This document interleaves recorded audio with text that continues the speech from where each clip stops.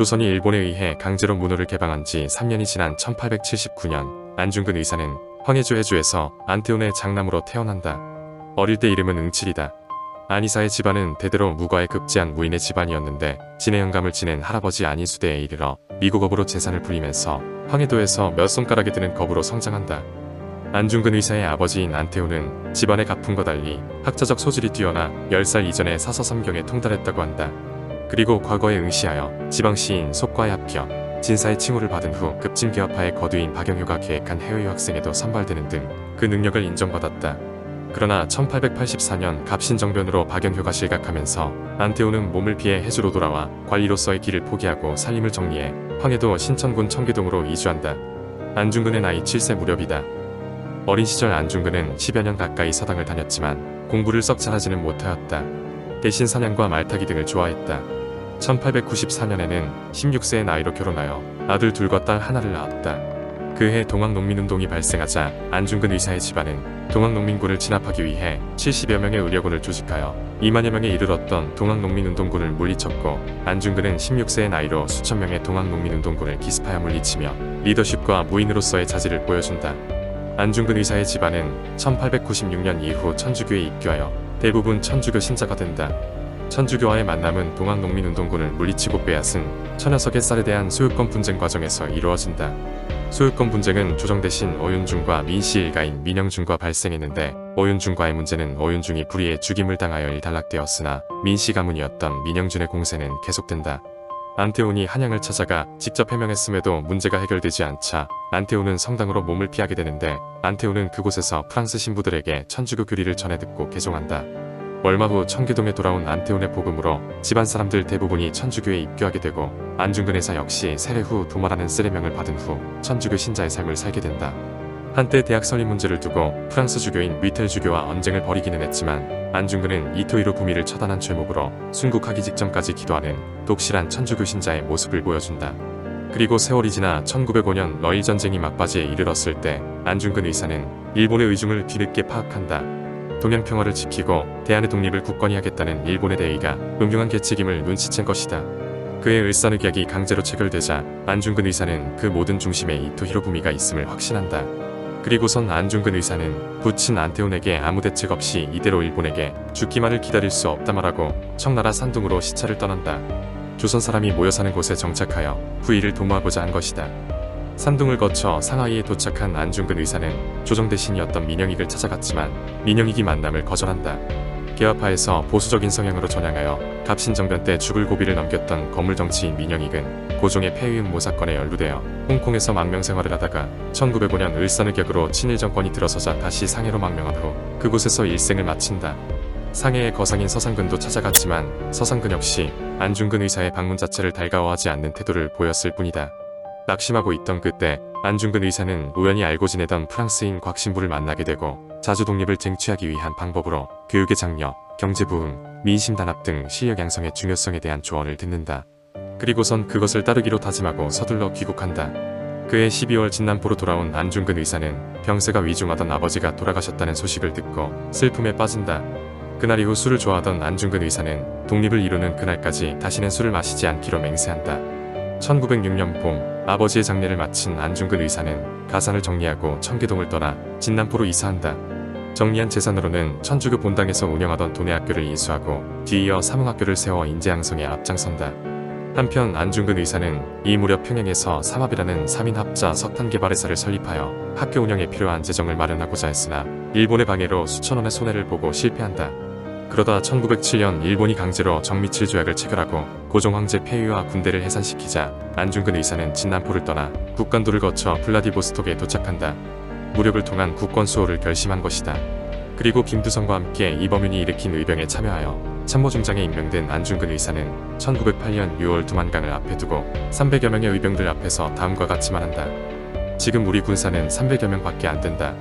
적은 강하고 우리는 약하므로 적을 가벼이 여겨서는 안 된다. 한 번 의거로 성공할 수 없는 것은 뻔한 일이다.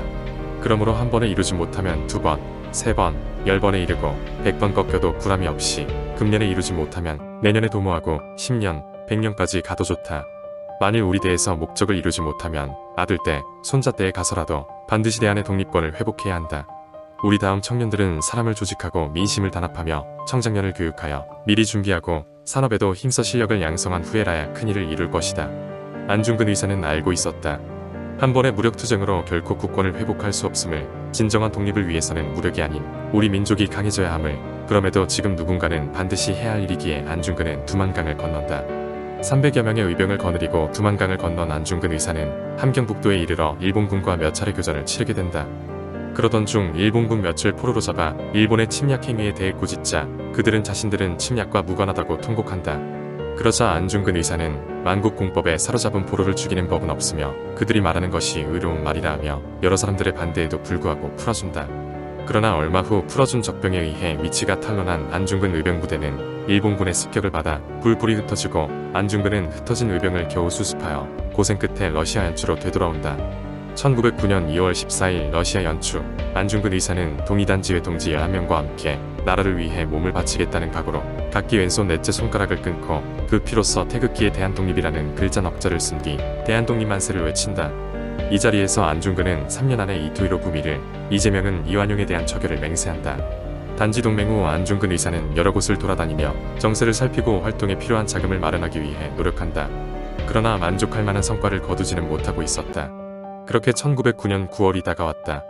1909년 9월 안중근 의사는 블라디보스톡에 이르러 이토히로 부미가 만주철도 부설권과 한반도 병합 문제를 논의하기 위해 러시아 재무상인 코코프초프를 만나러 만주 지역을 방문할 것이라는 소식을 듣게 된다. 안중근 의사는 소원하던 일이 이제서야 이루어진 것이라며 기뻐했지만 하얼빈에 갈 여비가 없었다. 결국 궁리한 끝에 황해도 의병장인 이석산을 찾아가 활동 비백원을 빌려달라 청했지만 이석산 이거절하자 안중근은 이석산에게서 100원을 빼앗아 하얼빈행 기차에 몸을 싣는다. 그리고 안중근 의사는 의거에 함께할 동지를 물색한다. 우덕순, 충북 제천 출신으로 을사늑약 이후 블라디보스톡으로 건너와 하얼빈에 거무려 블라디보스톡 한인신문인 대동공보 회계 책임을 맡으면서 담배 가게로 생계를 꾸려가고 있었다.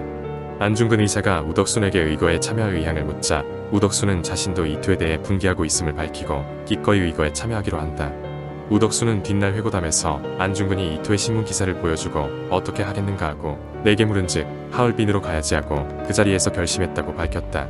그리고 안중근과 우덕순이 하얼빈으로 가는 도중 러시아어 통역을 위해 18살에 불과했던 유동아가 합류하게 된다.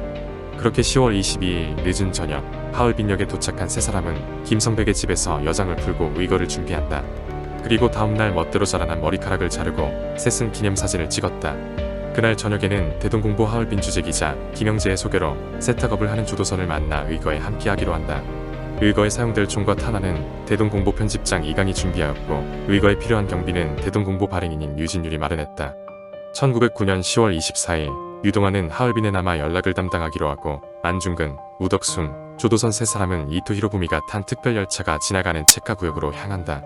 체카구역에 도착한 의사 일행은 당시 신문에서 이토의 일정에 대해 엇갈린 보도를 내놓자 계획을 수정한다. 우덕순과 조도선은 체카구역에서, 안중근은 하얼빈역에서 대기하며 이토히로 부미가 탄 열차가 지나가기를 기다리기로 한 것이다. 체카구역의 계획은 우덕순과 조도선의 행적을 의심한 러시아 병사들에 의해 발각되어 무의로 돌아갔다. 이제 남은 단 한 번의 기회는 하얼빈역에서의 안중근 뿐이었다. 1909년 10월 26일 오전 7시 안중근 의사는 김성백의 집을 나서 하얼빈역으로 들어선다. 1909년 10월 26일 오전 하얼빈역에 올린 총성. 러시아 측에서는 안전상의 문제를 들어 동양인에 대한 검문을 요구했지만 행사에 참여하는 일본인의 방해가 될 수 있다는 연유로 일본이 거절했다. 그 덕에 안중근 의사는 어렵지 않게 하얼빈역 안에 들어섰다. 그리고 얼마간의 기다림 끝에 이토히로 부미가 탄 특별열차가 하얼빈역 플랫폼으로 들어서고 있었다. 역 안에는 군악대의 환영곡이 울려 퍼지고 있었고 러시아 경비병과 러시아 정부 측 인사, 일본인 등 수천 명의 사람들이 몰려들어 인산인해를 이루고 있었다. 9시 5분 기차가 멈춰서고 작은 키에 흰 수염을 길게 기른 늙은이가 러시아 관리들의 호의를 받으며 걸어 나오고 있었다. 안중근 의사는 환영인파와 러시아 경비병 사이를 헤치고 기차에서 내린 일본인 일행 식구 앞까지 나아갔다. 그리고는 품속에서 독일제 프로닌권 총을 꺼내 이토히로 부미라고 생각되는 늙은이를 향해 방아쇠를 당겼다. 오전 9시 30분경 하얼빈역 안에는 총성이 크게 메아리 쳤고 총을 맞은 사람의 몸이 크게 휘청거렸다. 연이어 틈도 없이 다시 한번 총성이 울렸고 뒤쪽에 있는 일본인들의 몸이 활처럼 휘어졌다. 이토히로 부미의 실물을 본 적이 없는 안중근이 첫 번째 총격 이후 혹시 이토가 아닐 수도 있겠다는 생각이 들어 위험이 있어 보이는 일본인을 향해 다시 한번 총격을 가한 것이다. 총격의 결과 첫 번째 세 발의 총탄은 이토 히로부미의 가슴팍을 파고들었고 나머지 세 발은 하얼빈 총영사 가와카미 도시이코 국내 대신 모리 야스지로 만처리사 타나카 세이지의 팔과 다리를 꿰뚫었다. 총격을 받은 이토 히로부미는 급히 부축을 받으며 열차 안으로 옮겨졌다. 열차 안으로 옮겨진 이토 히로부미는 오전 10시경 69세의 나이로 생을 마감한다. 죽기 전 이토 히로부미가 몇 마디를 남긴 것으로 전해지지만 정확하지 않다. 일본 측 기록에는 죽기 직전 대한제국 젊은이를 저격범으로 체포했다고 보고하자 어리석은 놈이라는 말을 남겼다고 하는데 이는 이토 히로부미의 영웅성을 부각하기 위해 후세에 꾸며진 것으로 보인다. 한편 너무나 놀라운 상황에 러시아 헌병과 일본 경비병은 안중근 의사를 체포할 생각도 못하고 얼마간 멍하니 바라만 보고 있었다. 7연발 탄창 1개를 비운 안중근은 꼬레아우레를 3번 외치고 저항 없이 러시아 헌병에게 체포되었다. 안중근 의사의 의거 목적이 이토 히로부미의 암살에만 있는 것이 아니었기 때문이다. 안중근 의사는 처음부터 의거를 성공한 후 체포되어 이토 히로부미의 죄상과 일제의 만행을 밝히고 대한제국의 자주국권 의지를 전세계에 알리고자 했던 것이다. 1909년 10월 26일 안중근의 또 다른 투쟁이 시작되었다. 하얼빈 일본 영사관에 구금된 안중근 의사는 검찰관 미조부치에게 신문을 받는다. 이때 미조부치가 이토 히로부미 살해 이유를 묻자 안중근 의사는 다음과 같이 밝힌다. 첫째, 1895년 일본 병정을 시켜 대한항우 폐하를 시해한 죄. 둘째, 1905년 5조약과 1907년 7조약을 강제로 체결한 죄. 셋째, 1907년 강제로 대한황제 폐하를 폐위시킨 죄. 넷째, 무고한 대한인들을 학살한 죄. 다섯째, 국권을 강탈한 죄. 여섯째, 산림, 광산, 철도, 어업, 농산공업권을 모조리 강탈한 죄. 일곱째, 제1은행권 화폐를 강제로 발행하여 전국 재정을 고갈시킨 죄. 여덟째, 대한제국 군대를 해산시킨 죄. 아홉째, 교육을 방해한 죄. 10번째, 대한인들의 외국 유학을 금지시킨 죄. 11번째, 교과서를 압수하여 불태워버린 죄. 12번째, 대한인이 스스로 일본인의 보호를 받고자 한다고 세계에 거짓말을 퍼뜨린 죄. 13번째, 대한제국과 일본 사이에 분쟁이 쉬지 않고 살육이 끊이지 않는데 대한제국이 태평무사한 것처럼 천황을 속인 죄. 14번째, 동양평화를 깨뜨린 죄. 15번째, 일본 천황폐하의 아버지 태왕제를 죽인 죄. 일본 측은 안중근 의사에게 이토 히로부미 살해 동기를 이토에 대한 오해와 안중근 본인의 무지에서 비롯된 것이라고 진술하면 감형을 해주겠노라며 회유하지만 안중근은 단호하게 이토를 척결해야 했던 15가지 이유를 밝힌 것이다. 15가지 죄목 가운데 산림, 광산, 철도 등 이권을 침탈한 것, 외국 유학을 금지한 것, 교과서를 불태운 것 등은 안중근 의사의 투쟁 노선이 결코 무력만을 강조한 것이 아님을 알 수 있는 대목이다. 또한 동양평화를 깨뜨린 것을 죄목으로 상정한 것을 보면 일본의 침략 의도를 꿰뚫고 있었음을 보여준다. 그리고 안중근 의사가 법정에서 밝힌 의거의 이유는 다음과 같다. 내가 이토 히로부미를 쏘아 죽인 것은 대한 독립전쟁의 한 부분이요. 내가 일본 법정에 서게 된 것은 전쟁에 패배하여 포로가 된 때문이다. 나는 개인 자격으로서 이 일을 행한 것이 아니여 대한해군 참모중장의 자격으로 조국의 독립과 동양평화를 위해서 행한 것이니 만국 형법에 의하여 처리하도록 하라. 의거에 대한 판결은 1910년 2월 14일 오전 10시 관동도독부 지방법원 형사법정에서 열렸다. 만화배 재판장은 검사의 주장을 그대로 받아들여 안중근에게는 사형 선고가 내려진다. 대한매일신보는 안중근 의사가 사형 선고를 받고도 얼굴색 하나 변하지 않고 미소를 머금었다고 보도했다. 또한 하얼빈 의거에 참여했던 조도선은 1년 6개월, 유동아 징역 1년 6개월, 우덕순이 징역 3년을 언도받았다. 안중근 의사는 위순 감옥에 수감된다. 당시 위순 지역은 영하 20도에 이르는 혹한이 휘몰아치고 있었다. 그곳에서 안중근 의사는 1909년 12월 무렵부터 자서전인 안흥칠 역사를 저술하기 시작 1910년 3월 15일 탈고한다. 완성된 자서전은 순국 후 일제에 의해 압수되어 전해지지 않다가 1960년 도쿄의 서점에서 안중근 자서전 인력본이 발견되고 1979년 제1교포 김정면 교수에 의해 안흥칠 역사와 동양평화론이 발견됨으로써 세상에 드러났다. 아직까지 원본의 행방은 묘연하다. 안중근 의사는 자서전 집필을 끝내고 동양평화론 저술을 마무리 짓고자 고등법원장에게 부탁하여 사형 집행일을 한 달 정도만 연기해주기를 요청한다. 고등법원장은 그러겠다 했지만 일제는 약속을 어기고 사형 집행일을 3월 19일로 앞당기려 했고 결국 3월 26일로 집행일이 확정되었다. 그리고 어느덧 사형 집행일이 다가오고 있었다. 천주교 신자인 안중근 의사는 예수 그리스도가 순교한 3월 25일에 사형을 집행해줄 것을 요청했지만 일제는 그것마저 거절한다. 그래서 정해진 날이 3월 26일이다.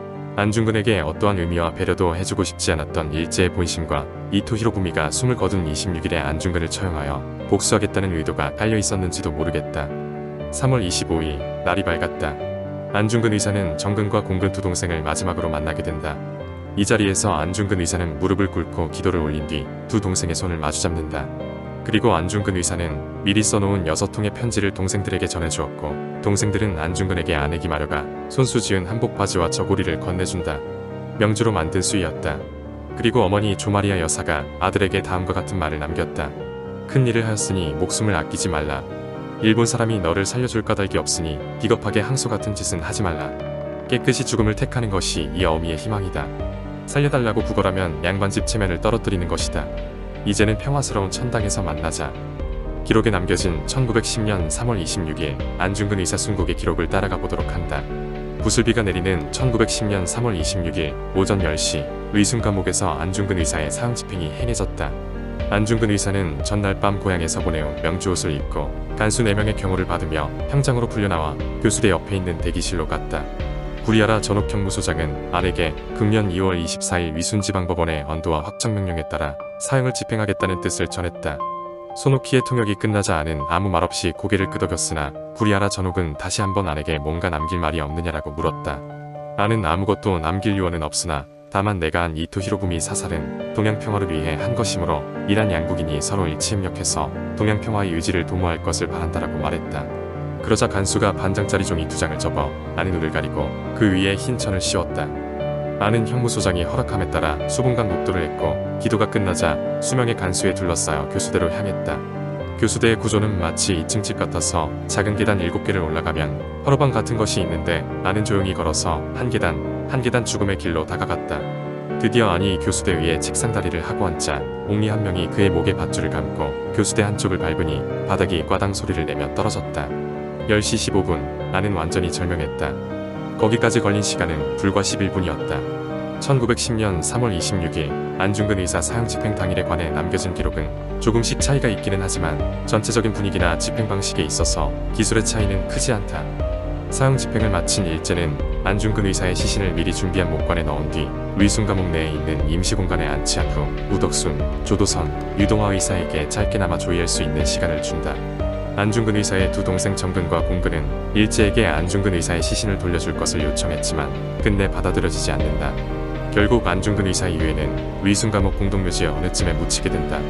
그리고 안중근 의사 의거 116주년이 되는 2025년 안중근 의사의 묘소가 독립운동의 성지가 되는 것을 두려워한 일제에 의해 의순 감옥 공동묘지 어딘가에 묻힌 안중근 의사의 유해는 아직까지 고국으로 돌아오지 못하고 있다.